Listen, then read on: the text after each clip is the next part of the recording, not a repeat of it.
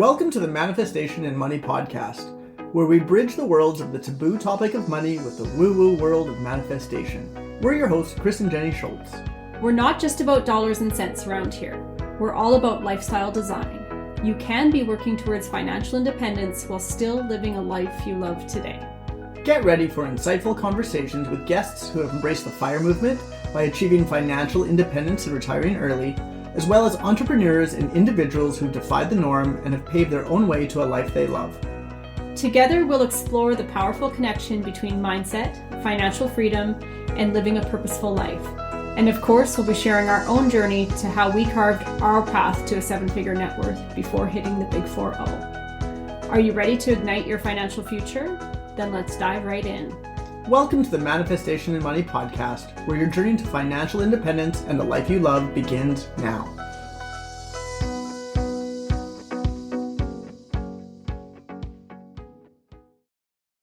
Do you want more joy, more abundance, more money, more love?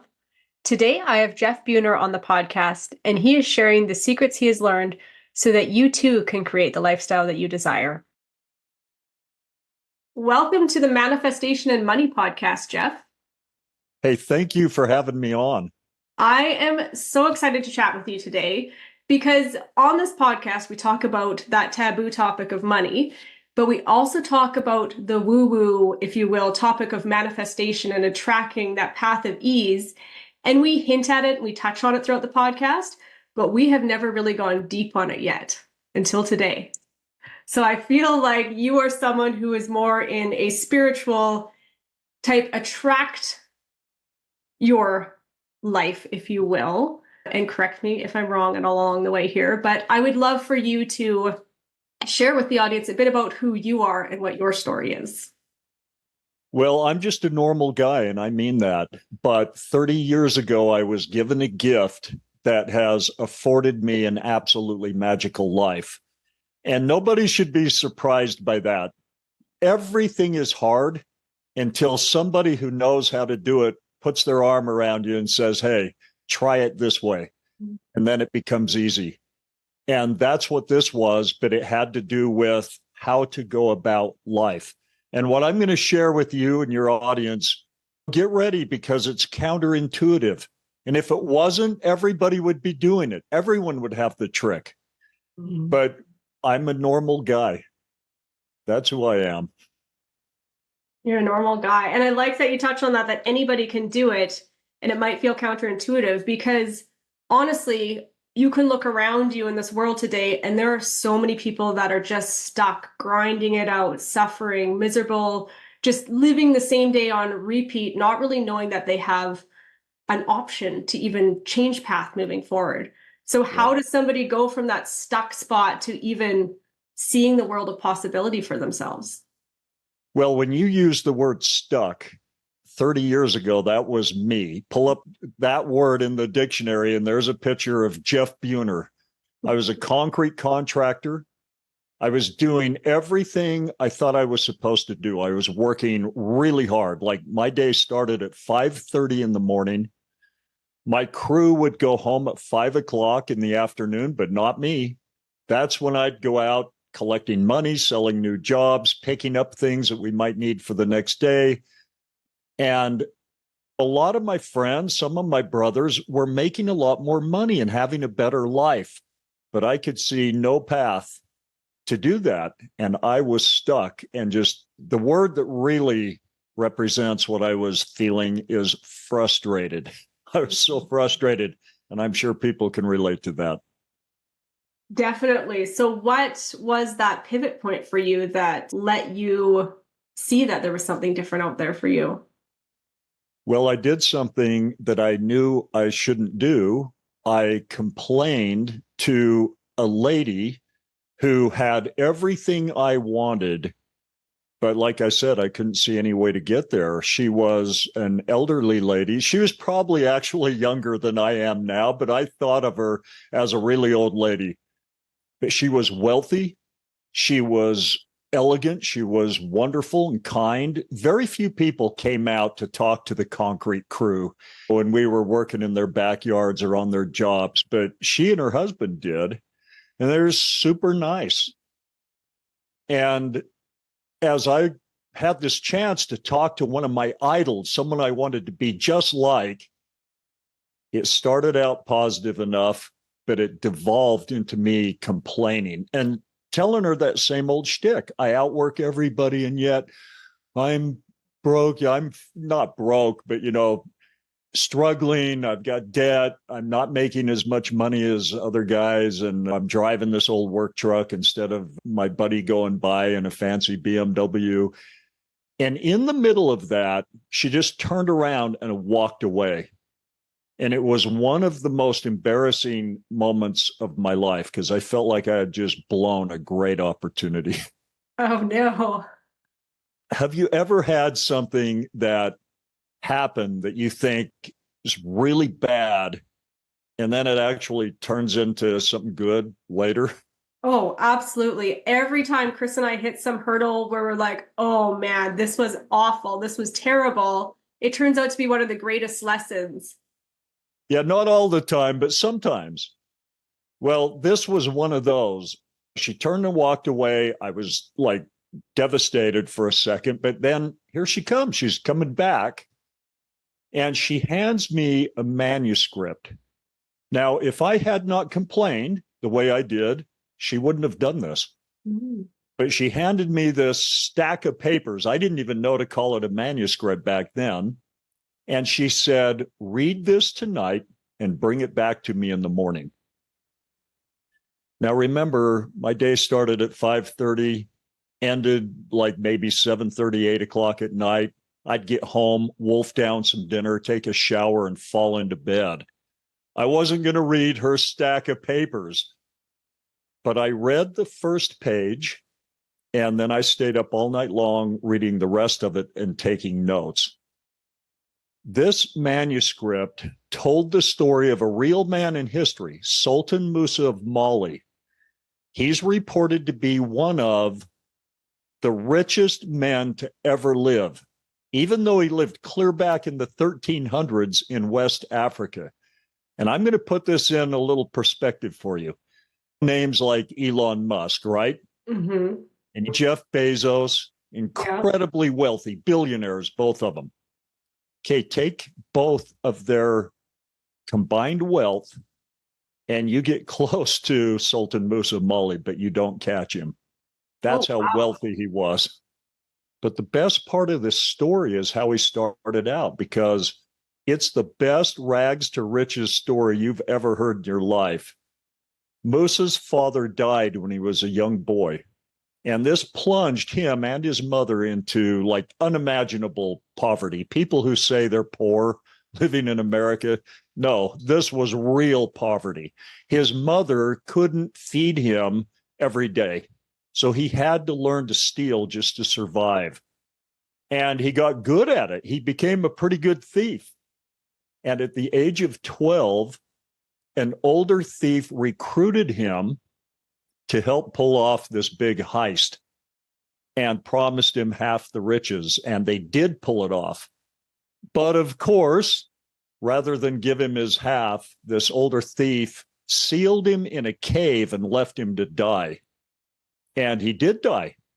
He had what we call today a near-death experience. After many days without food and water, he passed away. Now, he describes this near-death experience, and the first thing he says is he was still very much alive, but in a different type of body, a spirit-type body, but it was still him. So this is the important part. And he knew that his physical body was back in the cave, dead, lifeless, worthless. He meets a man made of light and love, and that's the only name he gives him. Doesn't identify him as anything else, just a man made of light and love who taught him all of these crazy things about how the world works, about how people work, what makes you, you. Why do you have your personality and someone else has their personality? And then how creation works. And then he taught him something called the language of the gods. Well, Musa just saw it, experienced it. And he said, anyone who says anything in this language, the world obeys your commands. So now think of me, a concrete contractor. I'm frustrated. I'm reading this.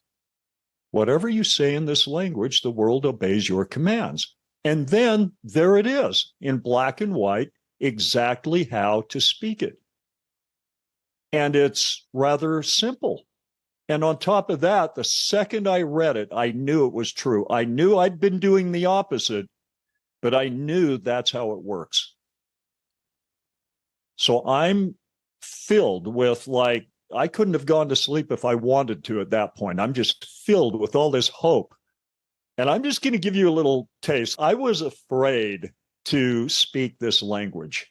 And I know that sounds so weird, but now, 30 years later, I can say without a doubt, that was the smartest thing I ever did, was just start speaking this language. But right after I read it, I was terrified to speak it because I thought, this night, for the first time in my life, I am filled with hope. Someone just told me how to do it, gave me the trick. But if this doesn't work, I might be suicidal. Have you ever felt that way where something good happens, but then you're like, holy crap, I don't even dare go in and take the job because what if I can't do it? What if I fail? I'll just be devastated. That rug gets pulled out from under you kind of feeling. Right. And you're not sure you could handle it emotionally. Yeah, here I was. I thought of myself as a rough and tough concrete guy, but I literally was afraid for how I might react emotionally if this didn't work now that I had all this hope and excitement. But it did work. And here's what I did. I started speaking it regarding things that didn't matter all that much. I didn't start out trying to change my financial situation or even my marriage or get a better career. I just used it on silly little things. But little strange coincidences started popping up. Things that weren't happening yesterday or a year ago, but they're happening now, and they match the way I'm speaking this language. And it wasn't on the first one or even the 10th one, but at some point I had to admit, I'm doing that. I'm making that happen. I caused that change. So I'm going to teach your audience how to speak this language of the gods. I would love that because I'm expecting you to break out into different tongues here or something, but I'm assuming it's the English language and it's just a way of speaking it. Well, what's funny is it has not one thing to do with the words that come out of your mouth. Okay. And this is where it gets interesting.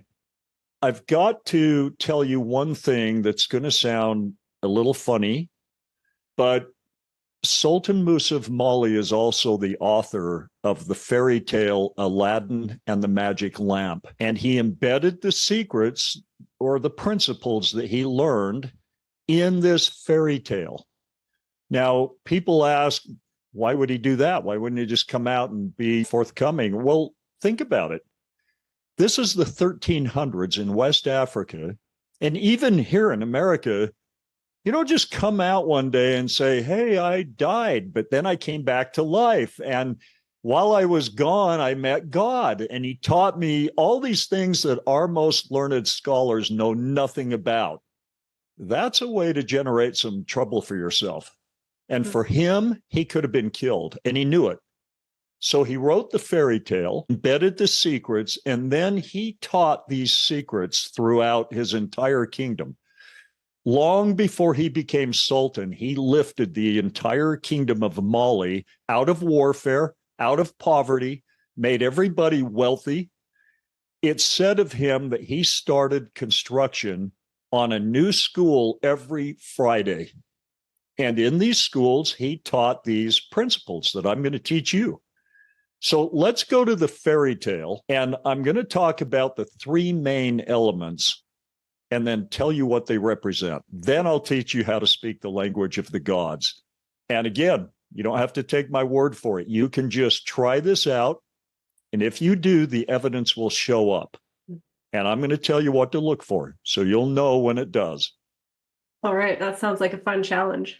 Okay. So first of all, you have Aladdin. You've got this character. And Aladdin represents you and me. It's that part of you that you think of as you. It's the conscious mind. And it's not doing too well, right? He's a street urchin. He's poor. He's really struggling. He's being chased and he's in trouble. And in real life, he was a criminal. He helped destroy the wealth of a family. So that's Aladdin. Now, by the way, in the manuscript, Aladdin is not the name. Antoine Galland changed the name to Aladdin. He came up with Aladdin when he published the fairy tale. The name initially meant child of God. Anyway, the second element of the story is, of course, the all-powerful genie who can get you anything you want if you know how to summon it and command it. The all-powerful genie represents something he called the veiled mind. But we're all familiar with the concept of a subconscious mind and pretty familiar with the fact that if you believe something on a core subconscious level, that's the way it's going to be for you. Now we come to the best part of the story. This is the part I love the most, the magic lamp. The magic lamp changes everything for Aladdin. It changed everything for Musa in real life, and it changed everything for me. The magic lamp represents the language of the gods. And when I started speaking this language, at some point after just messing around with it, I went hog wild on it. And within a relatively short period of time, I went from being a $60,000 to $80,000 a year concrete guy to making 3 times that much every month. Not in a year, every month. In a business that just came to me, just fell into my lap and fit me like a glove. That's impressive. Like, for anybody just to think of that context, you're making more money in a month that you were previously making in the year. Well, and think about what has to change in terms of you go from being a concrete guy that's your identity, that's your life.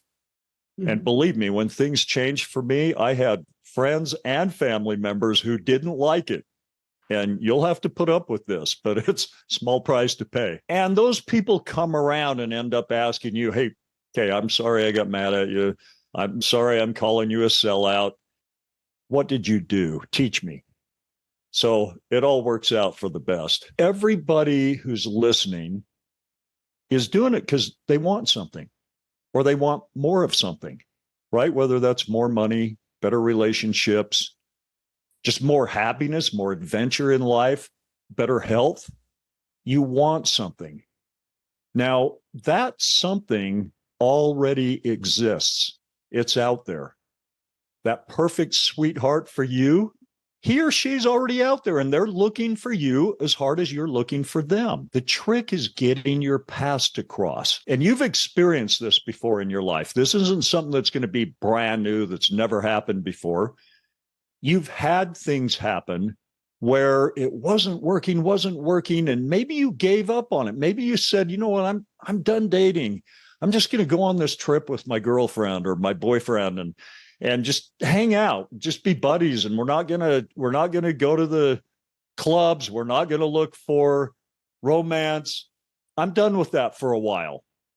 And then, boom, that's when you meet your perfect sweetheart. Well, I'm going to codify this for you a little bit, why that happens. But back to the third element of Aladdin and the magic lamp. So we have this magic lamp, and it represents the communication that's always taking place between the conscious and the subconscious mind, or the veiled mind.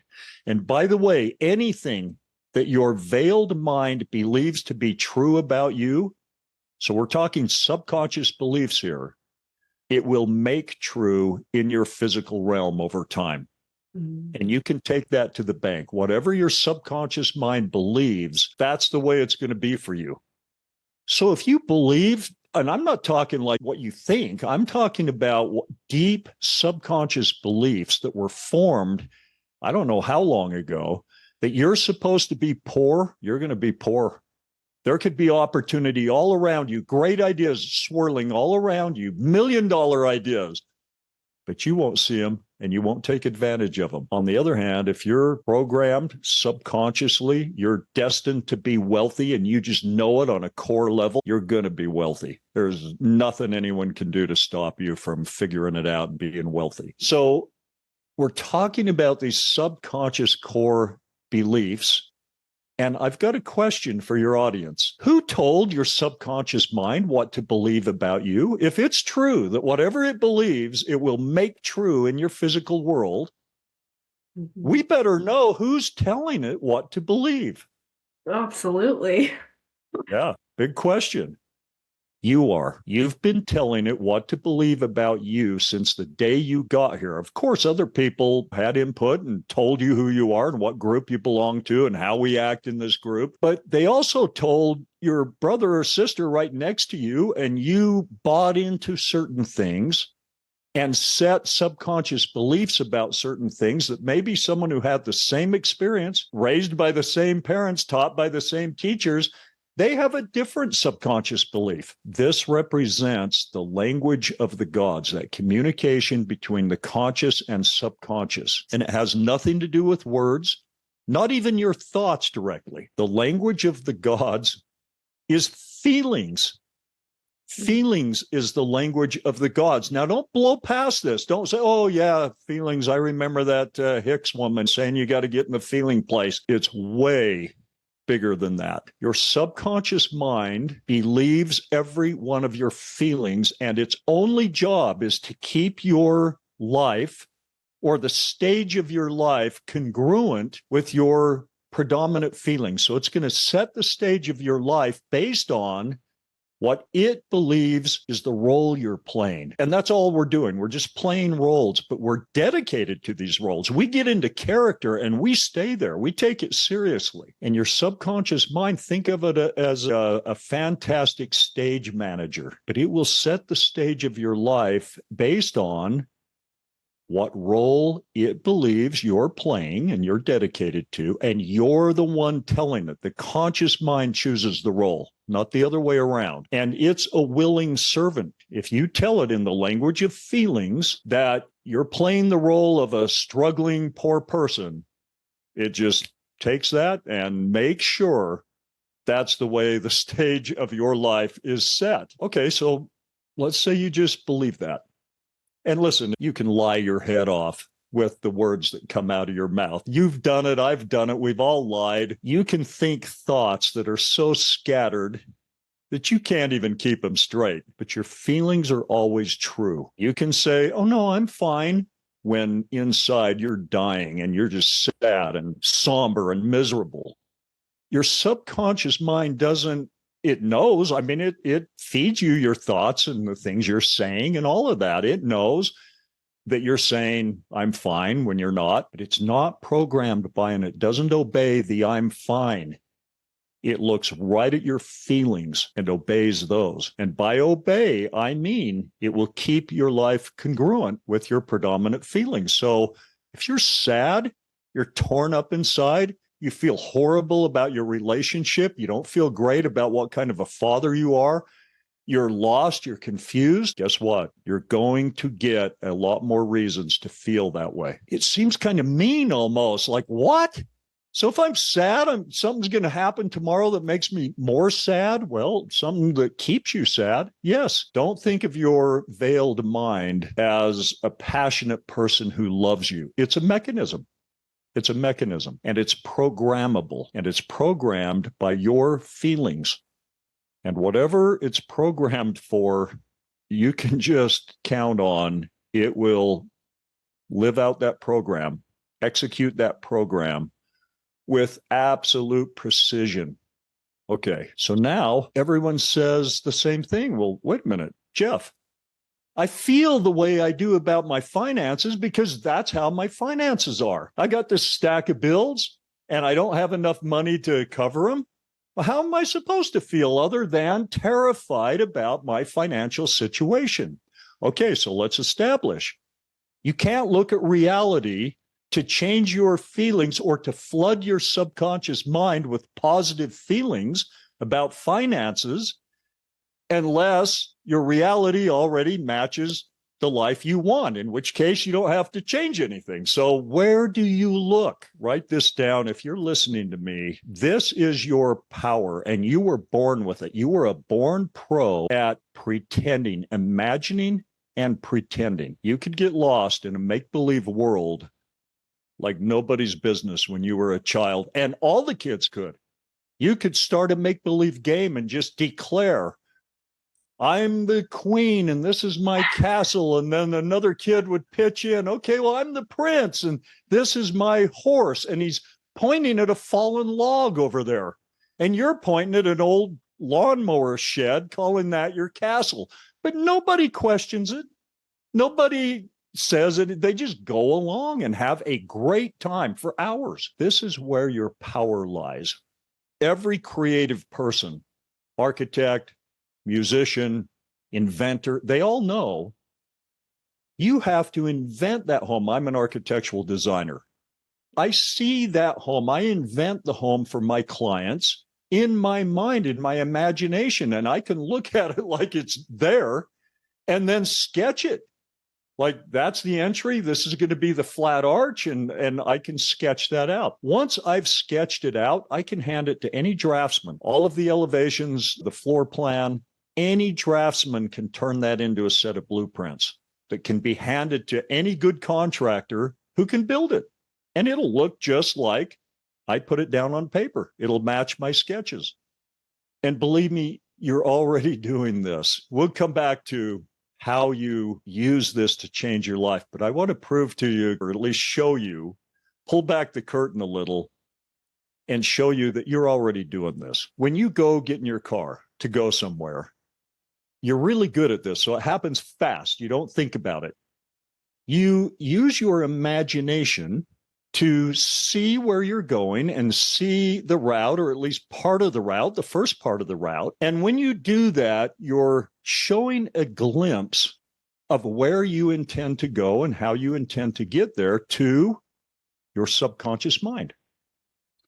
Now, without hardly thinking, you fire up the car, you start down the road in the direction that you intend to go. And you don't get much of what I'd call a nudge from your subconscious mind until you get close to the end of that first glimpse of the route that you showed your subconscious mind. Now you get a little tap on the shoulder and it says, okay, it's time for another glimpse. We're coming up to an intersection, right or left. And you use your imagination to see another section of the route. You don't have to see it all. That's how you do it. And this is how you do everything. It's how you choose what you're going to eat for breakfast. It's how you choose what you're going to wear. You send these glimpses. You throw open the closet. There's all your shirts.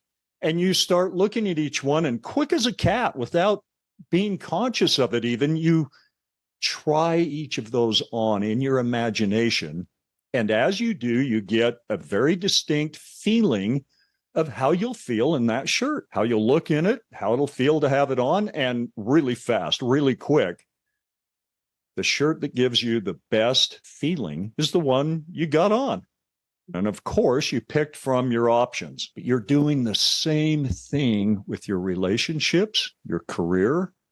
You're looking at your options and picking and showing a glimpse to your subconscious mind of what it is you think, where it is you think you should go, where you're worthy to go,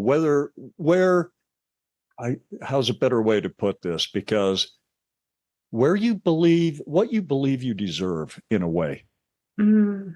Have you ever had a friend, Jenni, who is in a terrible relationship? And you think, how on earth did you get with this guy? I would have seen him coming 50 miles away and turned and gone the other direction. Right. And maybe you put in a lot of work and get her to see that she needs to get away from this guy. And she does. Okay, what happens? She walks right into another one with another guy who's just like that guy. And now she's back in a horrible relationship. How? Why? How can that even be? It's because that's what she believes on a core level relationships are. That's what she deserves. And she'll accept that. Whereas you would not accept that for 5 minutes. The first time the guy raised his voice to you and pulled back his hand like he was going to swat you one, you'd be out the back door, no matter what. But not her, because she has subconscious beliefs that she's giving her subconscious mind glimpses of relationships and has been doing it since she was a little girl, maybe watching mom and dad and then uncle and aunt. And she sees relationships that way. That's what she thinks is a relationship. And she's sending these glimpses to her subconscious mind, who sees to it that's the relationship she has. And that's not going to change, Jenni, until she changes the glimpses she starts sending to her subconscious mind. Okay, but remember I said your subconscious mind, it knows the imagery you're using, it knows the words you're using, the thoughts. It's even sending you all of this. It's a back and forth thing constantly. And remember in the fairy tale, that is just a metaphor for Sultan Musa of Mali's real life. Your inner genie only says two things. The first is a question. What is wanted? What do you want? My favorite question.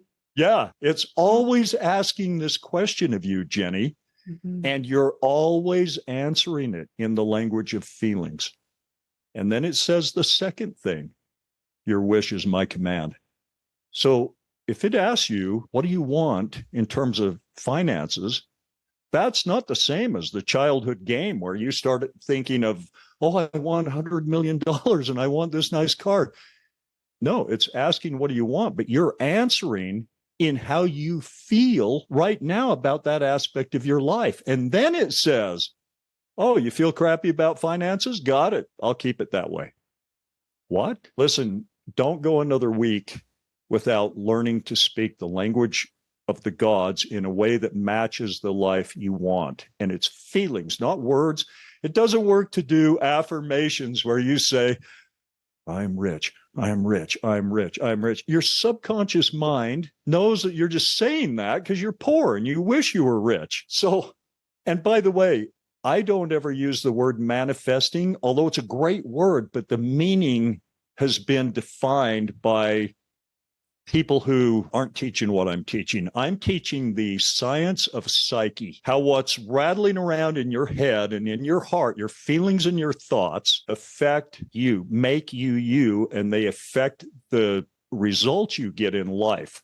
It's the science of psyche. So it's not about shutting your eyes and saying, I'm rich, and then money appears. This is about drastically changing how you feel about the aspects of life that you want to change and how those feelings are then planted deep into your subconscious mind and they begin to grow and they grow into like things.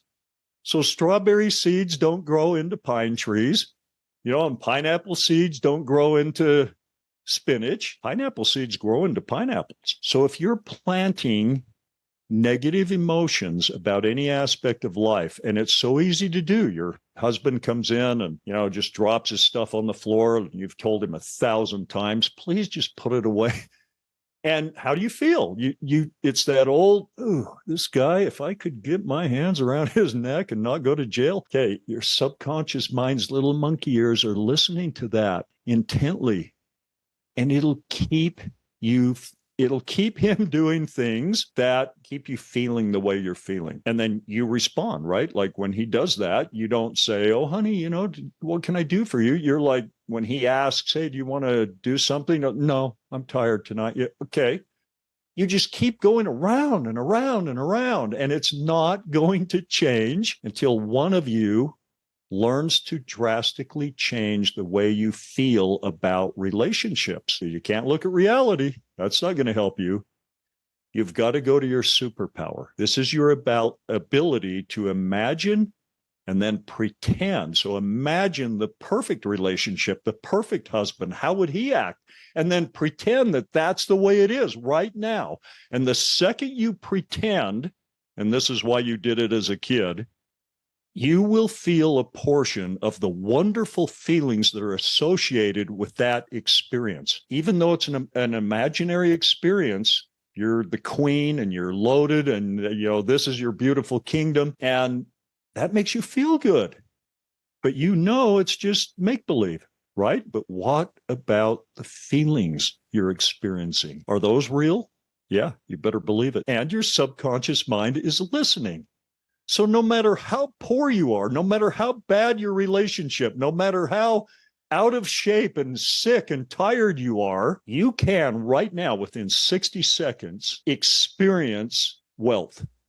You can experience great health and a wonderful relationship in your imagination. But when you do it in your imagination, you're going to feel what it's like to really have it. And here's something that might blow your mind. Your subconscious mind does not differentiate very much between experiences that are had in your imagination and experiences that are had in real life. It just listens to the feelings and keeps your life congruent. So I got another question for you. When is the last time you felt what it's like to be loved on your terms, to be treated the way you want to be treated? When's the last time you felt what it's like to be financially safe, to have plenty of money, more money than you can spend, just coming in faster than you could even spend it if you wanted to?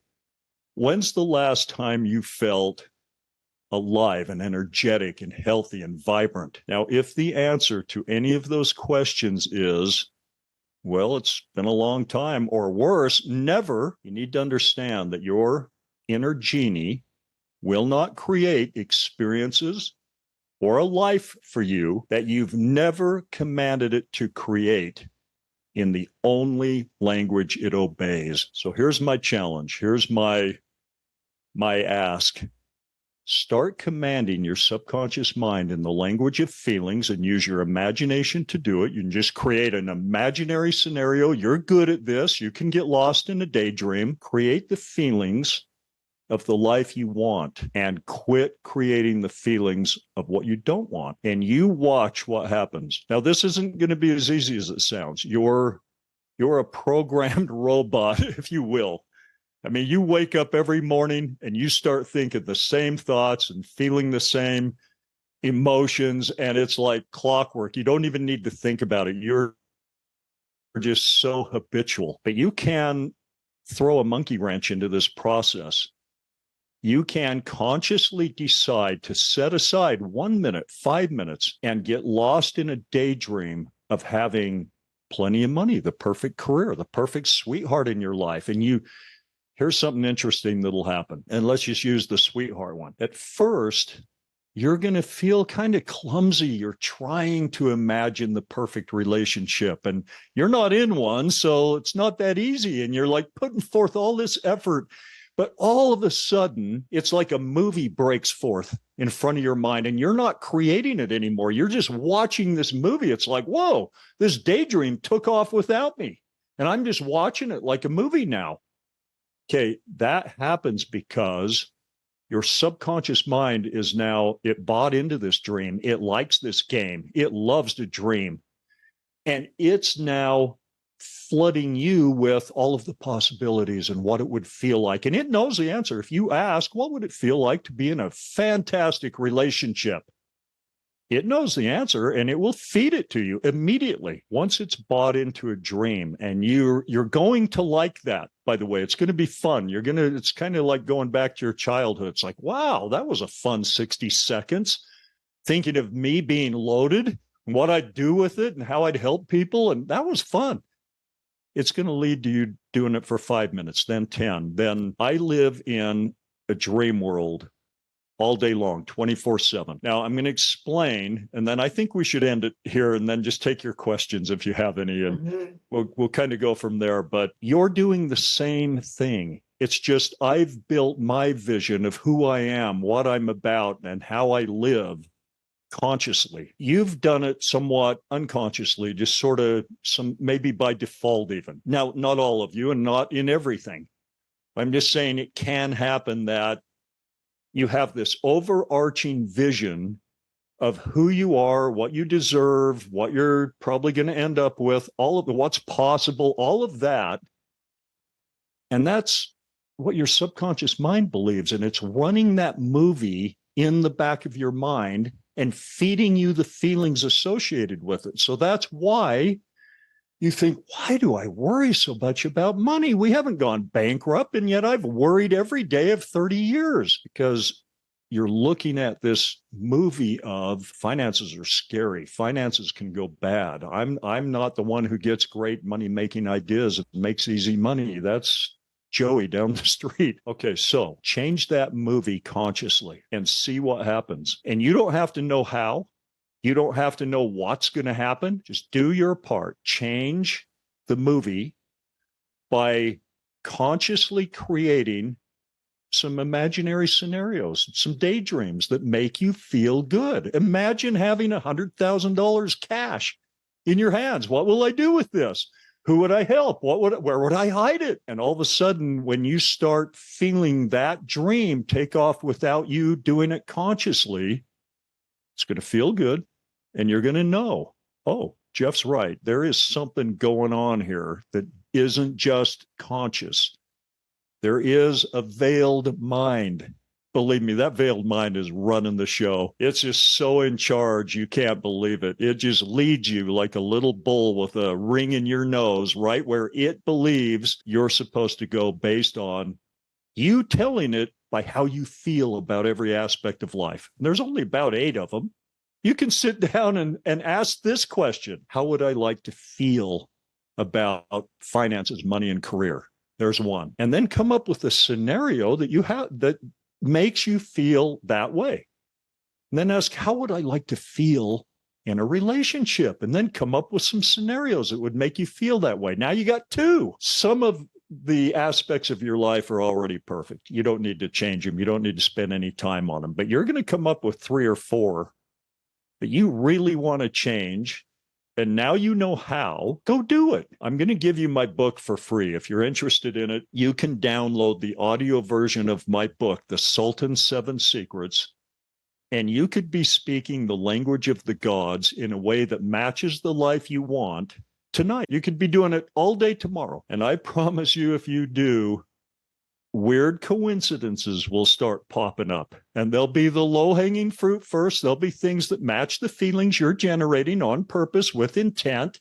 You might see yourself with that $100,000 in your hands, and you might feel the emotions associated with that. Like, wow, this is cool. I can buy stuff. I can pay for things. I can pay off my car. If you write down, how does that make me feel to imagine that? You may not get $100,000 that week, but here's something that could happen. Grandma swings by and says, hey, Grandpa can't drive anymore, and he's got this car, and I just thought you might be able to use it. Oh, you get something for free, something that you didn't have to work for. And it adds to your overall sense of wealth and abundance. Or she just gives you a check for $1,000. Hey, I was thinking of you. Okay, remember that feelings is what we're looking at here. So you're using all this imagery to create the feelings of wealth and abundance and valuable things coming to me, and then something valuable came to you. Don't make the mistake of saying, yeah, but it wasn't $100,000, so it doesn't work. No, match up the feelings. What does it feel like if Grandma gives you a car? Or $1,000, or someone calls out of the blue that you haven't seen for 5 years, and they're like, hey, we have this project, and it's a well-paying project, and I thought of you. You'd be perfect for this. The feelings match. Oh my gosh, something good happened, and it's financially good. And I've been creating financially good feelings on purpose over here. At some point, you're going to see it. And when you do, your confidence in the science of psyche, what Musa taught me, what I'm teaching you, what I'm sharing with others, you're going to see it. And once you see it, you can't unsee it. And your confidence is going to soar, because like me, at some point, you're going to say, oh, I'm doing that. I did that. I made that thing happen by flooding my subconscious mind with good, ultra positive feelings. And then it went out and created a circumstance or a situation that matches those feelings. Okay, you're off like a rabbit running through the woods and nobody's catching you. I'll leave it there for now. That is so great. I I did have questions pop up as you were going on, and then you completely answered them as the story kept unfolding. And I think for you to share the little tidbits and challenges in there for the listeners, I think that's amazing, because to me, think of it as a playful experiment. What is the worst thing that could happen if you're literally sitting with your own mind, imagining this scenario, real world scenario that you would like to have? Why not look at it like a playful experiment and then look for the evidence appearing in your life? Oh, that is the number one rule. Just do it for fun. Do it to see if you can create great feelings. And that's it. Stop there. Mm-hmm. Don't do what manifesting coaches teach, and that's quickly look to reality and say, yeah, but I don't see how that could happen, or where is it, or I've been doing it for 6 hours and it hasn't showed up yet. Because now how are you feeling? Just play like you did when you were a kid. Build a beautiful imaginary. What you're doing is building a parallel spirit universe. Everything's made out of spirit material and physical material. I know I just skipped ahead about 8 chapters, but just like you have a spirit body and a physical body, and it's the spirit body that has the life. That's the one with the force of life. That's the one that's immortal. It keeps going. The physical turns into dust, and you got to deal with it. You got to bury it. It's worth nothing once the spirit body pops out of it due to disease or injury or anything else. Your parallel spirit world, the way you build that, and you're in charge of that. That's your imagination. You can have it any way you want. That one animates the physical, not the other way around. But you think it's the other way around. So you're looking at reality. You feel a certain way, and then you're like, yeah, see, that's just my life, man. It just keeps, it's like Groundhog Day. Yes. Until you change that spirit parallel reality, then that breaks the spell. You're out, and there's no putting you back. The genie's out of the bottle, if you will. That's awesome. I think we'll end it on that note. So you left the listeners with a really good taste and a prequel or a foreshadowing of what they can find in more of your book. I will definitely put that in the show link. And where else can listeners reach out to you to catch more of your wisdom? Well, if you go to sultans7secrets.com, and that's the number 7, sultans, the number 7 secrets.com, that's where you can get access to the audiobook for free. So go there, sultans7secrets.com, and that's where you start. All right. That sounds great, Jeff. Thank you so much for joining me on the show today. Thank you, Jenny. This was a blast. Hey, wait, before you go, do you want to increase your income by $1,000 a month? If so, check out our free side hustle guide at www.fourleaflifestyle.com/money ideas. I'll pop it in the show notes for easy access. Thank you for joining us on another episode of the Manifestation and Money podcast. If you enjoyed today's conversation and want to continue your journey to financial empowerment and creating a life you love, be sure to subscribe, rate, and leave a review. Come follow us on Instagram at Manifestation and Money Podcast or at 4leaf Lifestyle for more inspiration and behind-the-scenes content. Remember, your life is yours to live. Your financial freedom journey is as unique as you are. So hop in the driver's seat. It's time to create the life of your dreams.